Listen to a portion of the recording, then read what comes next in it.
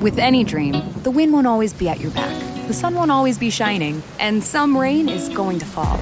American Family Insurance is like a good solid roof that you can trust to protect your biggest dreams. With plans that could save you up to 23% when you bundle your home and auto. Also, you can continue to dream fearlessly, no matter what comes your way. American Family Insurance. Get a quote or find an agent at amfam.com. Visit amfam.com to learn how discounts may apply to you. American Family Mutual Insurance Company assigned its operating companies, 6000 American Parkway, Madison, Wisconsin.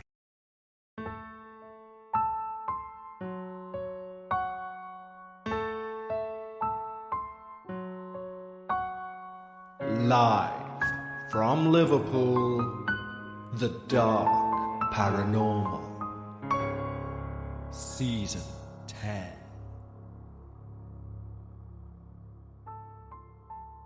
Hi everyone, and welcome back to the Dark Paranormal Season 10, Episode 5. We're already at the midpoint of Season 10. These things really do fly. Once again, a huge thank you to everyone who reached out following last week's episode, A Neighbouring Evil. There were quite a few people who also inquired about the episode that replaced. Now, I'd like to say, firstly, I will always follow the command of the submitter of the story. So, of course, when the submitter of that story reached out and specifically asked me not to release that episode, I followed their request. It's the episode I kind of teased in episode 3 that we would be releasing one of the darkest episodes we ever have.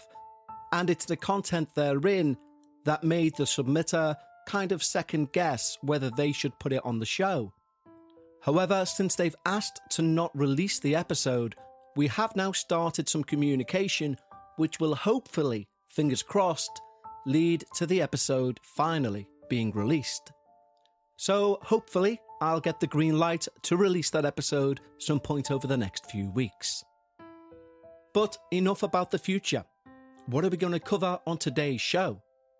Well, today's true paranormal experience is not the lightest of topics either. And I'm not joking when I say when I first read this email, I had a nightmare about the things therein that same night, as it not only deals with the dark side of the paranormal, but also with the dark side of humanity itself. But before we get to today's literally nightmare-inducing true paranormal experience, we need to, of course, thank our wonderful team over at Patreon. When you sign up to our Patreon, not only will you receive these episodes both ad-free and before everyone else, you can also receive access to our Patreon-only podcast, Dark Bites. Dark Bites is a show which runs each and every week, even on the downtime between seasons. Meaning when we take that 3-week break in between seasons, you still get your weekly paranormal fix. Plus, you get immediate access to the entire back catalogue of Dark Bites, which is well over 30 hours of paranormal content for you to binge. We've built a wonderful community of like-minded paranormal enthusiasts over at Patreon, and we'd like to extend an exclusive invitation just for you. Simply head over to patreon.com/The Dark Paranormal.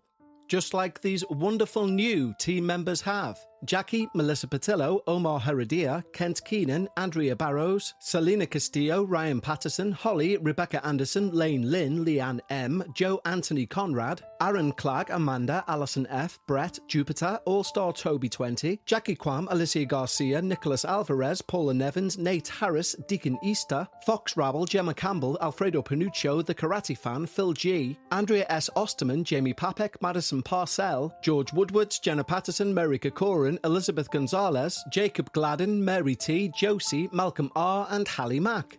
Thank you so much, guys, for choosing to support the show. I hope you enjoy all the early ad-free releases and, of course, the Patreon-only Dark Bites episodes. So don't forget, if you'd like to join our wonderful team over at Patreon, head over to patreon.com/The Dark Paranormal. But right now, it's time. Lower those lights. Make yourself comfortable, and of course, leave your disbelief at the door, as we hear all about the Revenant, Tenant.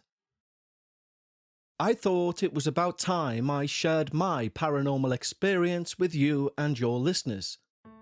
My name's Jenny, and I don't tell many people about my encounter, given that it happened during a period of my life that I don't like discussing either. My childhood was not the best, to say the least. The mental abuse from my mother was daily. The physical abuse wasn't as frequent, but it was there. Maybe once or twice a month.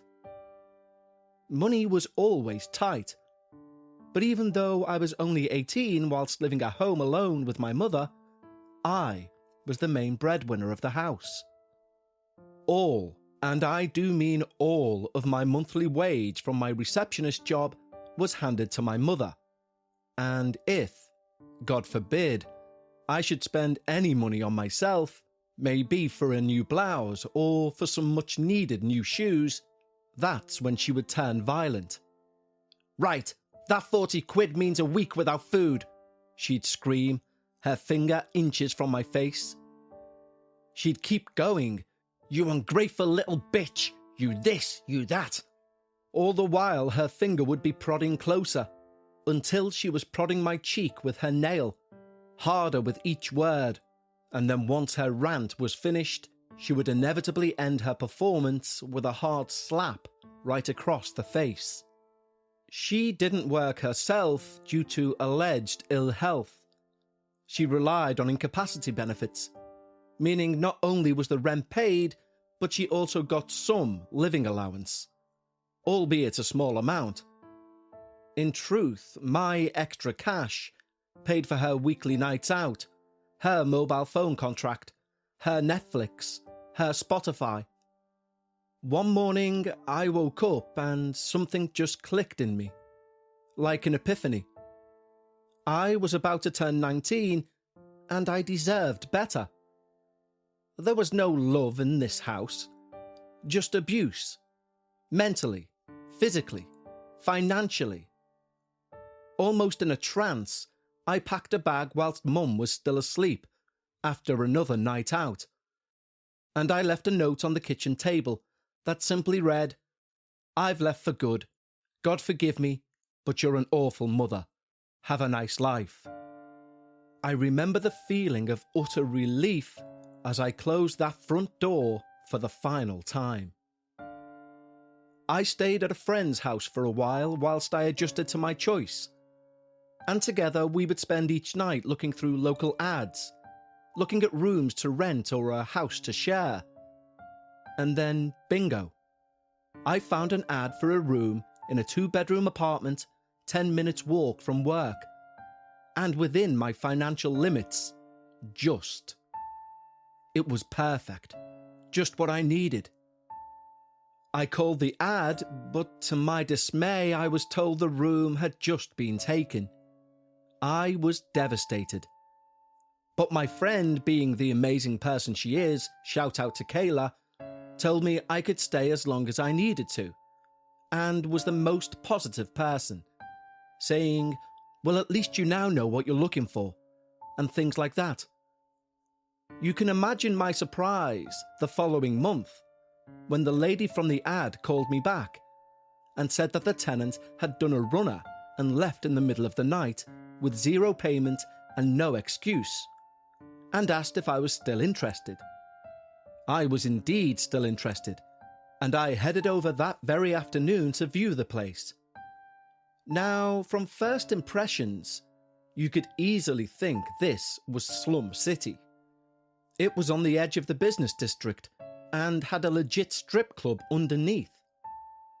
The main door to the upstairs apartment was around the corner on the side of a not very well lit street. Claire, the person renting the room, met me outside and almost had her hands up in acknowledgement. I know, she said. But there is 0 noise from that club. And on a plus side, there are bouncers on the door till 5 a.m, so you don't need to worry about coming home late in the dark. Just introduce yourself to them one night and they'll look out for you. Well, that to me sounded perfect. I wasn't bothered about the strip club, as long as it was quiet. And also having free nightly security was an added bonus. Claire held the door open and led me up the stairway to the 2nd floor, It seemed light and airy, and kind of peaceful. The stairway led out onto a landing with just 2 rooms, 101 to the left and 102 to the right. "We're 102, she nodded towards the door whilst fiddling with her keys. In we go, and wow, this place was huge. To me, it was like penthouse huge. Seeing my face, Claire smiled. "Bigger than it looks from outside, isn't it?" I nodded whilst taking in the space. The building was clearly Georgian, or at least around that period, and the high vaulted ceiling appeared to still have many of its original decor, in regards to plaster reliefs and stylised corners. Claire walked ahead of me down the hall and opened a bedroom door. "So this would be your room, and there's even an ensuite bathroom there." Claire held back the door. Wow, it was brochure-worthy, immaculate. I desperately wondered why it was so cheap given the size. But I guess, given the strip club below, and it being on the outskirts of town, kind of explained that somewhat. "So the other person just done a runner?" I asked. Claire nodded slowly. "Yep, bit of a freak if you ask me." I smiled. "How come?" Claire sat on the bed. "Well, she was kind of into God and all that stuff." I just continued nodding. "And she became convinced that Matthew," she nodded to the opposing apartment, "at 101 was the devil," she said in a spooky voice, raising her hands to make horn shapes on either side of her head. "Nah, something about him freaked her out, but he's cool. More importantly, he's quiet. Keeps himself to himself. He says hi now and again. I think it's because he dresses in all black and is a bit of a rocker," Claire laughed. "Still, to just run off," I said. "Yeah, it was weird," Claire replied, staring into space. "Still, fuck her." She snapped back into the room. "Bitch got a 3-month stay out of me anyway. Oh, I'll need a month's rent up front if that's okay. You know, fingers burnt and all that."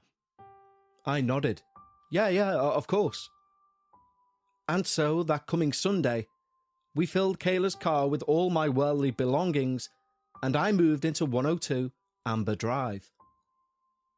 The first few days, as you'd expect, I kind of felt out of place, like a guest as opposed to it being where I live. I struggled with a kind of imposter syndrome. Hell, I was paying rent, and therefore should not have felt the way I did. But I did. Claire worked crazy hours. She worked as a nurse at the local hospital, and we were very much ships in the night. It was rare to even see each other over the first few weeks, and we mainly communicated by leaving each other notes on the magnetic whiteboard on the fridge. Can you pick up some milk if possible? Things like that. Anyway, one morning, I'm awoken by my phone getting a text. It was 6:30 in the morning, so I wondered who would be texting me so early. I stretched over and grabbed my phone. It was Claire. I knew she was working a 12-hour shift that day and would have left around 4 a.m. The message read, "I take it you had a drink last night." I was totally puzzled and quickly replied, "No, why?" She immediately replied, "The whiteboard, obviously." In a tired confusion, I got up out of bed and headed into the kitchen and took a look at the whiteboard. There, in large scrawled capital letters, was the word bitch.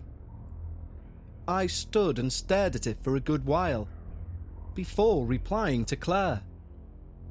"I've literally just walked into the kitchen and seen the board. I didn't write that." I took a seat on one of the stools, staring at the fridge and waiting for Claire to reply. I was panicked, and it wasn't even the fact I didn't write the message. It was more the fact that Claire thought I had, and I didn't want her thinking. She replied, Must have been a ghost then, along with a rolling eyes emoji. This angered me somewhat. I began replying, but every message I typed seemed too aggressive, or too weak, or too... Fuck it. Call me when you can so we can talk. I decided I'd put my case across better in an actual conversation, as opposed to a text message. I took some kitchen roll and wiped the board clean. I jumped on the spot. An actual jump. That sounded like my bedroom door. I tiptoed to the edge of the kitchen and looked down the hallway. Sure enough, my bedroom door was now shut tight. I quickly checked and there were no windows open in the whole apartment. I walked over and opened the door, checking the hinges for springs or some sort of self-closing mechanism, but nothing. It was just a normal bedroom door. I tried to shake this spooked out feeling off, and I had a shower and got myself ready for work.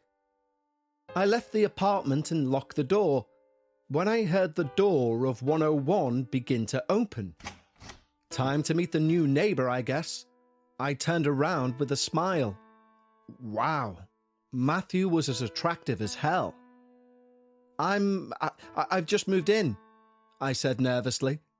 Matthew just smiled. My name's Jenny. Ugh, he didn't even ask my name. What was I doing? He raised his eyebrows and gave a half smile before heading back inside.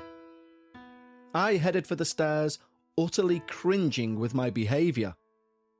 I made it to work an hour early thanks to the early morning wake-up call, and sat reading a magazine and drinking a coffee when my phone rang. It was Claire.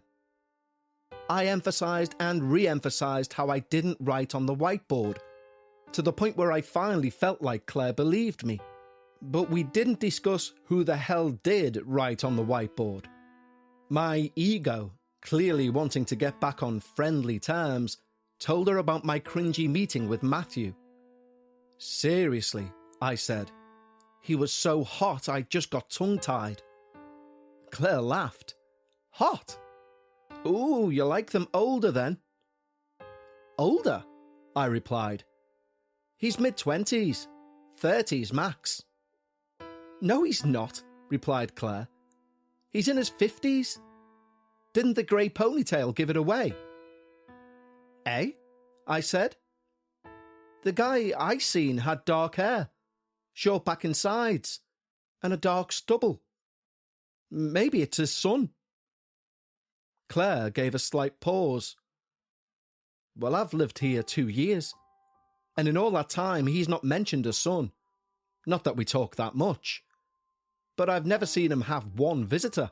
But Matthew isn't this hunk you're describing. Anyway, I've got to go. And we ended the call. I was relieved to have made peace with Claire, but I was now wondering just who the hell was it that I saw? That evening I had to work really late, and I didn't leave the office until gone 9 p.m. Remembering what Claire said about the bouncers on the door of the club, I bought a couple of bags of crisps and some chocolate bars from the shop on the way home. As I approached the corner, there was only one guy on the door. A huge guy as wide as he was tall. I nervously smiled and gave an awkward wave. Thankfully, this introduction went much better than my earlier one, and he introduced himself as John, and said he was more than grateful for the bag of snacks. We made some small talk, and he asked how I was finding the place, whether there was much noise from the club of a night. No, I don't hear a peep, I replied. He asked if I'd met Matthew yet, and pulled a face which implied he's a weirdo. I said, I thought I did this morning, but it turns out I didn't. Oh, right, John laughed. No, you'll know him when you see him. Grey ponytail, a bit of a goth. He laughed. Yeah, so I believe, I laughed back. He thanked me for the snacks again, and I headed up to the apartment. As I turned the corner, A man in black jeans, black jacket, and a grey ponytail was walking towards the stairs. "Matthew?" I asked. He stopped, and in a very timid voice replied, "Yes? Who are you?" "Sorry, I'm Jenny. I've just moved in with Claire." "Oh, right," he replied with a smile. "Nice to meet you," he said, and continued walking down the stairs. "Sorry, Matthew," I interrupted him. He turned back. "I think I might have made a fool of myself this morning to your guest." I smiled. Matthew's face turned serious. "Guest?" "Yeah, about 7:30 this morning. A young guy? Short dark hair?" Matthew fidgeted with his keys in his hands and shook his head. No guests. Sorry." "Oh, okay," I said. Forget I said anything. And I turned around and made my way into the apartment. "Just met the Matthew," I text Claire as I closed the door behind me. I walked into the dark hallway and, instead of turning the lights on, remained looking at my phone as I headed into the kitchen and turned the lights on there. I put my phone away and headed over to... I froze mid-step. There, on the fridge whiteboard, in the same scrawled writing as that morning, was, "Hi, Jenny." I took my phone out and quickly snapped a picture of the whiteboard, and I sent it to Claire, along with, "Have you been home today?" I stood in the same spot, tapping my phone screen, awaiting Claire's reply. Finally, the screen showed that she was replying. It felt like an eternity, but eventually... "Nope, 12-hour shift, remember? Have you wrote yourself a message? Lol." I was that freaked out that my thumbs wouldn't work as I hastily tried to reply. I think I sent a very misspelt message along the lines of, "No, just found this after work and it wasn't there this morning." Claire seen my message, but didn't reply. I composed myself and I walked over and once again wiped the board clean. I put the kettle on and backed myself into the corner of the kitchen, trying to calm myself down. Thinking logically, I sent another message. "Does anyone else have a set of keys? A cleaner or something?" Again, it shone Claire read the message, and she was replying. "Oh great, just the word no. Thanks for the concern." I put my phone away and rubbed my hands in my face in some attempt to snap myself out of this utter fear that was coursing through my... As I moved my hands away from my face, I saw him. Through the kitchen arch, in the darkness of the living room, was the silhouette of a man. Instinctively, I carried on as if I hadn't seen him and tried to naturally pull out my phone. My thinking being, if he doesn't realise I've seen him, this intruder will think they've remained hidden. But I would actually phone the police. Shit! I fumbled my phone, and now I stared directly at where he'd been, but he wasn't there. I grabbed my phone off the floor and dialed the police. "I'm calling the police, so I'd get out if I was you," I shouted, shaking like a leaf. Whilst heading backwards towards the front door, my eyes scanned the apartment as my one free hand tried to open the door behind my back. Finally, I caught the handle and got myself out onto the landing and halfway down the stairs, where I paused and caught my breath whilst talking to the emergency services person. I stayed stood by the main door to the building until the police arrived. I opened the door to two officers, and as I led them upstairs to the apartment, I explained what I'd seen, showing them the photo of the whiteboard. The police checked the entire apartment, but found no one. "Well, maybe he got out the window," I suggested. "Doubtful," said the officer. "All the windows are closed." He motioned, closing a handle. He had a point. All of the windows were closed, and they had door handle type handles, meaning it would be impossible to close the window after leaving. We'll check with the door staff at the club to see if they've seen anyone shifty knocking around. But if you've been stood at the main door till we arrived, and there's no other way in or out, well, maybe it was a streetlight causing a shadow, the officer shrugged. I nodded along in a daze. Shouting, "What about the writing on the board?" didn't seem like a sensible thing to do. The officers left, and I precariously made my way back into the now fully illuminated apartment. I'd done a double check of each room, as you would, and then went to reboil the kettle. It was a text from Claire, and it said, "Jenny, if I'm being honest, I've been thinking, and I think you wrote your name on the fridge to try and prove you didn't write bitch. It's a bit coincidental that we've now both had an unwanted message, don't you think? Anyway, my point is, I'm not into playing games. From here on out, let's just speak about apartment-related stuff, okay?"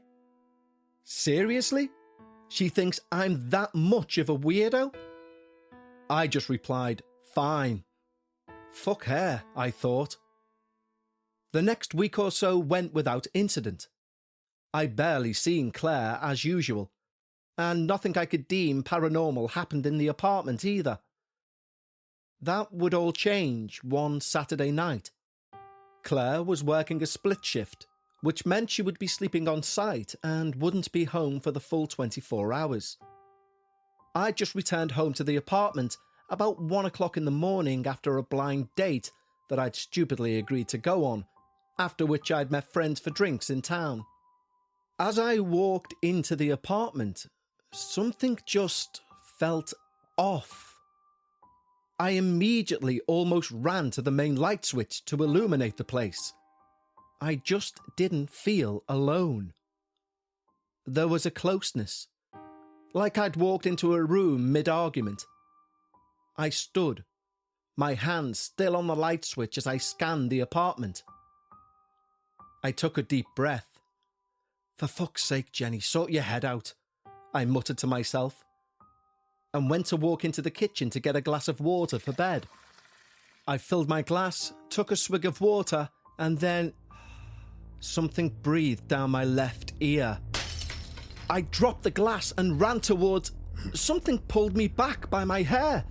It pulled me backwards to the floor. My eyes were everywhere trying to find this attacker, but I couldn't see anyone. I sat up, and I tried to push myself to my feet, not concerned that the shattered glass was cutting deep into my palms. I got halfway up and, once more, my hair was pulled from the back, and I was dragged along the floor.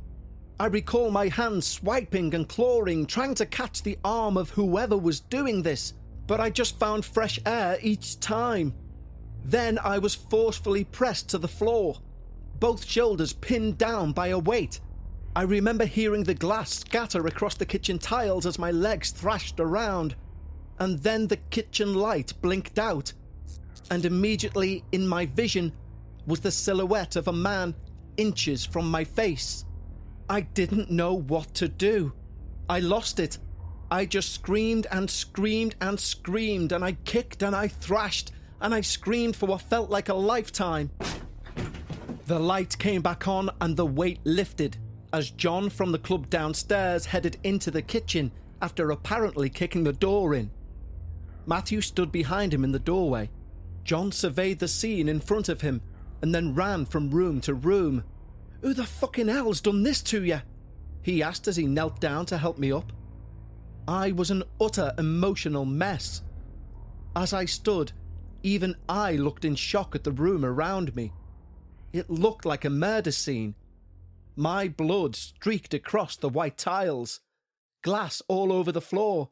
I just buried my head into John's neck and grabbed onto him. He led me to the living room and sat me down. "Seriously, Jenny, what's gone on here?" John asked, passing me a glass of water which Matthew had passed to him. "Are you okay, Jen?" Matthew asked from the side in his timid voice, as he reached out and handed me some kitchen roll. Despite the fact I clearly wasn't okay, I instinctively smiled and nodded through my tears. "I think it's him," Matthew said to John. John pulled a face as if to say, "Not now, mate." "Who?" I asked. Matthew looked at me. "That guy you said you seen at my place?" he asked. I nodded. "I think that's him." "Who's him?"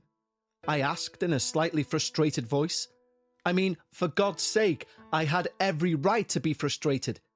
I'd just been full-on attacked in my own home by someone, and now these two men appear to know who the culprit is, and they're beating around the bush. John rolled his eyes at Matthew. "Matthew thinks this place is haunted," said John. The three of us exchanged glances. "This apartment," I said, still trembling and sipping at the water. Matthew nodded. "Well, both our apartments, really. I think the girl before you ran into him as well." At this point, I'd gone from terrified to annoyed. I pushed the glass of water back into John's hand and addressed Matthew. "And who the fuck is he?" John gave Matthew a look as if to say, "I'll tell her," and then began to explain. When he finally finished, I asked them both to wait whilst I packed a bag. I then called Kayla to explain I was leaving that apartment and wouldn't be returning. And her being the legend she is, she jumped in her car and left to come and pick me up. This is what John said. He said that before Matthew and Claire took up residence in the building, 101 was rented by a good-looking young guy called Ryan. 102 was rented by a girl, coincidentally called Jenny. They apparently lived here for over a year, but one night Jenny invited Ryan over for a drink. She had no idea that he had a history of physical and mental abuse towards women. He was a charmer, naturally good-looking, and they started dating. As it was a new thing, Jenny either never seen or chose to ignore any red flags. Until that one evening, when she told Ryan she was meeting an ex-college friend for a drink. She went and met her friend, and they had a night going around the bars and clubs, before she headed home around 3 a.m, where Ryan was awake, angry, and waiting for her. It was a murder-suicide. Ryan apparently beat her to death in her own apartment, before heading over to 101, running a bath, and slitting his wrists.